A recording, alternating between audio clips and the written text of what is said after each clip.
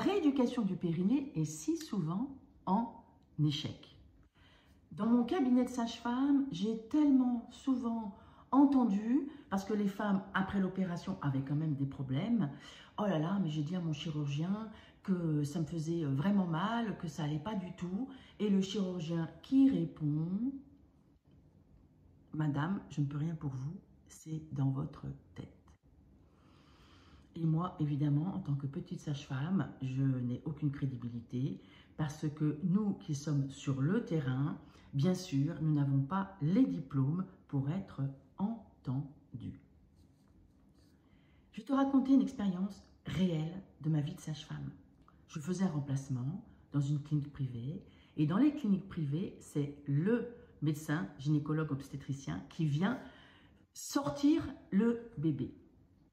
Étant donné que j'avais l'expérience de l'accouchement à domicile, je me trouve avec une femme.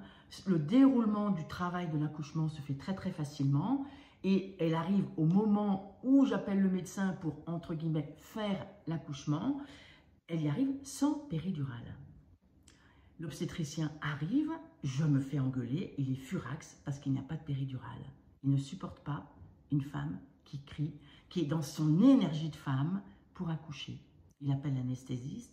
Il l'endort, il lui fait une épisiotomie comme ça, il sort le bébé avec des forceps. J'étais anéantie.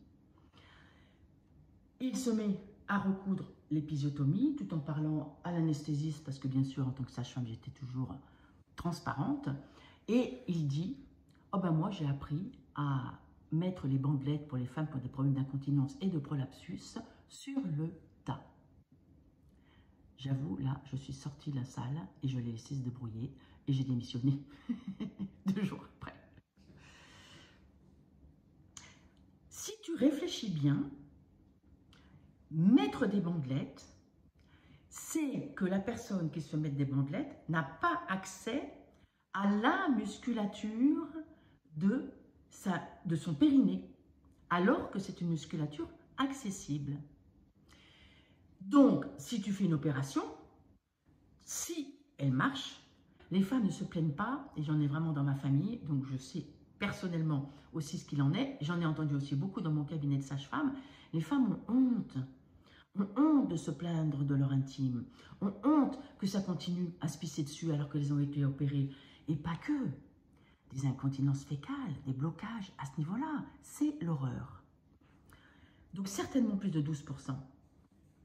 Comment ça peut fonctionner? C'est-à-dire que tu mets des bandelettes pour relever un peu le système urétral, enfin, tous ces organes du petit bassin. Mais ce sont des muscles qui ne fonctionnent pas, donc ça ne va faire que se casser la gueule. Il n'y a pas d'autre solution. Autant un périnée en bonne santé est un dôme qui devrait renvoyer les pressions vers le haut, autant un périnée en mauvaise santé, c'est la bérésina. En fait, c'est une vraie guerre à l'intérieur, qu'il y ait des bandelettes ou pas de bandelettes. Quand je parle de guerre, c'est à bon escient parce que nous avons dans cette musculature du périnée des mémoires transgénérationnelles. Et oui, des mémoires de guerre, des mémoires de nos hommes qui ont subi la violence, qui sont devenus violents, des mémoires de femmes qui ont subi le devoir conjugal, qui ont subi des avortements clandestins, qui ont subi des morts d'enfants, et que sais-je. Donc tant que nous ne nous occupons pas des mémoires qu'il y a inscrits dans nos tissus, et c'est vraiment en épigénétique, comme les chercheurs nous en parlent, c'est-à-dire qu'il y a une imprégnation traumatique, et nous rejouons, sans le savoir, le comportement du traumatisme. Si un homme, dans les tranchées de la guerre 14, a vécu un effondrement intérieur, parce qu'il y a eu des bombes et qu'il a vu ses copains mourir à côté de lui, parce que peut-être les mœurs dans les tranchées étaient peut-être pas terribles et il y a dû avoir des abus et des choses horribles sur le plan de l'intimité, eh bien, il transmet cet effondrement intérieur et qui peut créer une descente d'organes dans la lignée des femmes. Il y a vraiment quelque chose à comprendre et il ne peut pas y avoir de réussite d'une rééducation du périnée qui en elle-même peut être très simple, tant qu'il y a le frein énorme, comme un malabar qui protège une prison du traumatisme, qui empêche le mouvement périnéal, parce que ce mouvement périnéal va réveiller des douleurs. Un programme de rééducation du périnée qui se fait sans toucher, qui se fait uniquement avec des expériences corporelles, eh bien, ça passe par des difficultés, ça peut faire mal au dos, ça peut faire monter justement des émotions.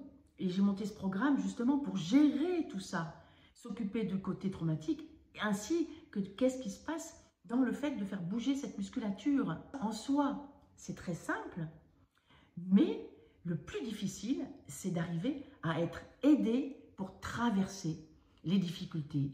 J'ai mal. Ben oui, si ça commence à bouger à l'intérieur, eh bien tout ton système de verticalité va bouger et ça va peut-être du coup passer par de l'inconfort, ça va peut-être passer par des douleurs.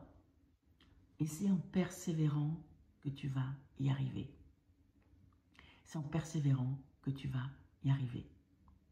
Si tu es toujours là dans cette vidéo, eh bien, je te propose, dans un lien juste dessous, de t'inscrire à ma newsletter. Tu seras au courant de tout ce que je propose, des conférences pour comprendre, des séries d'ateliers pour aller travailler sur nos traumatismes et tant de choses encore, ainsi que beaucoup de vidéos gratuites pour que tu puisses de mieux en mieux comprendre comment tu peux toi-même prendre en charge ta musculature et y arriver avec des résultats. Moi, j'ai plus de 900 personnes qui ont traversé mes programmes et qui manifestent des vrais résultats. Donc, si tu vibres avec ce que je te raconte là, c'est que ce que j'ai créé est la bonne chose pour toi. Si tu as tendance à te dire « Oh là là, c'est qui c'est cette femme-là ?» Va voir quelqu'un d'autre. Mais si tu vibres avec moi, je le sais, c'est une promesse, tu vas avoir des vrais résultats. Tu vas voir, finalement, si tu oses, c'est si simple de trouver l'harmonie dans ton corps et dans ta vie.